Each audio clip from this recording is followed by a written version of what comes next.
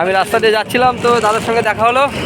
তো দাদা আমাকে রাস্তায় থামানোর পরে আমাকে কিছু খাবার দিচ্ছে, কিন্তু এতগুলো আমি নিব না দাদা।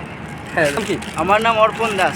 অর্পণ দাস। বাড়ি? বাড়ি হচ্ছে আমার ঔরঙ্গাবাদ। আমি একজন পুষ্প কোম্পানির সেলস পার্সন। ও আচ্ছা আচ্ছা আমি এখন মার্কেটিংয়েই আছি। আচ্ছা আচ্ছা, ঠিক আছে। যাই হোক, আমি এখানেই ছিলাম, দেখা পেলাম, তাকে দেখা করতে এলাম। তো আপনাদের কাছে একটাই রিকোয়েস্ট থাকবে, বেশি বেশি লাইক করো, শেয়ার করো, দাদা যত দূর এগিয়ে যায় সবাই সাপোর্ট করো।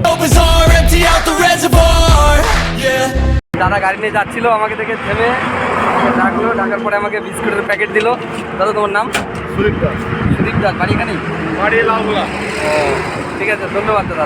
করে নিল যে দাদার গাড়ি, বড় ইউটিউবারের সঙ্গে দেখা হলো। যাই হোক, এই পিছনে দেখো এখনো ভিডিও শ্যুট চলছে দাদার।